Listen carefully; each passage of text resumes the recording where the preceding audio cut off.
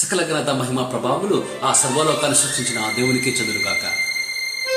యోహాను సువార్త 8వ అధ్యాయం మొదటిలో ఒలివ కొండ నుంచి యెషువా తిరిగి వచ్చి దేవాలయంలో బోధిస్తూ ఉంటే శాస్త్రుల పరిశీలు ఒక విచారంలో పట్టుబడిన అమ్మాయిని తీసుకొని వచ్చి మోషే ధర్మశాస్త్ర ప్రకారం రాళ్లతో పుట్టి రాళ్లతో రుబ్బి చంపాలా అని చెప్పేసి అందరు రాళ్ళు తీసుకొని వస్తారు. వాడు వస్తే అప్పుడు యెషువా అంటాడు, మంచిని సమాధి చేస్తారా? ఇది మనుషులు చేసే పనియేనా? మీలో పాపము చేయని వాడు ఎవరో చెప్పండి, ఏ దోషము లేని వాడు ఎవరో చూపండి. మనిషిని సమాధి చేస్తారా? ఇది మనుషులు చేసే పనియేనా?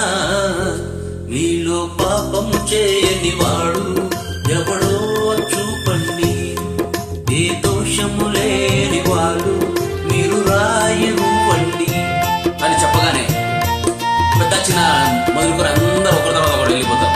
అప్పుడు యెషువా రాసుకుంటూ తెరి చూసి, ఏమ్మా నేను ఎవరేమనలేదా అంటే, ఎవరేమనలేదు స్వామి అంటే, అయితే నేను కూడా నిన్ను శిక్షించను కానీ వెళ్ళి నీ పాప పద్ధతిని మార్చుకొని బాగా జీవించు అంటాడు.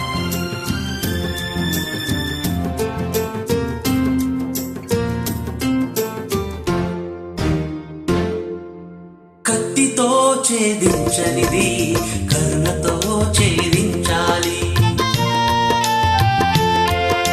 కక్షతో కానిది క్షమాభిక్షతో సాధించాలి. తెలిసి తెలియక కాలు జారితే, తెలిసి తెలియక కాలు జారితే చేయుతనిచ్చి నిలపాలి. మనలో కాలు జారని వారు ఎవరో చెప్పండి, లోపాలు లేని వారు ఎవరో చూపండి. మనిషిని సమాధి చేస్తారా? ఇది మనుషులు చేసే పనియేనా? మీలో పాపం లేని వాడు ఎవరో చెప్పండి, ఏ నేరము లేని వాడు ఎవడో చూపండి.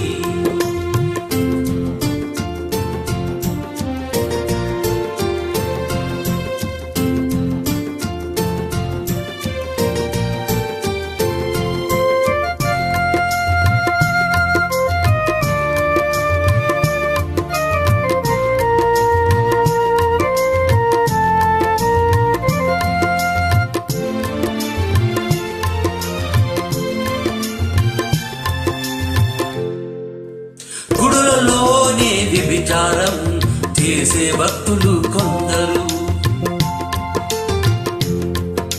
ముసుగులో మోసాలు చేసే మహావ్యక్తులు ఎందరో. ఆకలి తీరక నేరం చేస్తే, ఆకలి తీరక నేరం చేస్తే అభాగ జీవులు కొందరు. మీలో పాపము చేయని వాడు ఎవడో చెప్పండి, ఏ దోషము లేని వాడు ఎవడో చూపండి.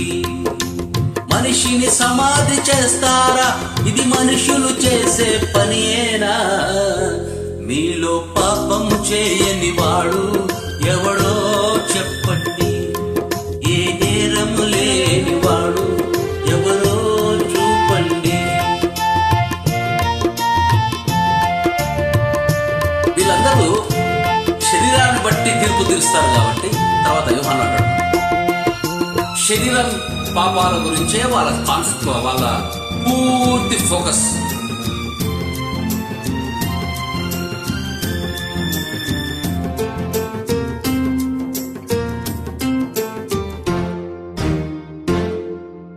తప్పు చేసిన ఈ దోషిని ఇప్పుడే శిక్షించాలి,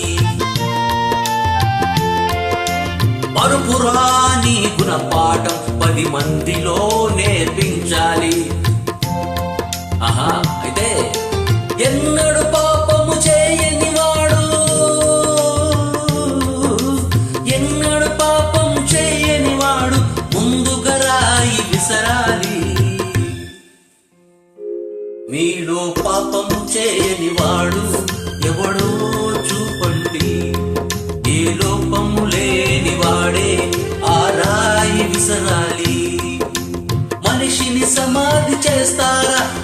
మనుషులు చేసే పనియేనా?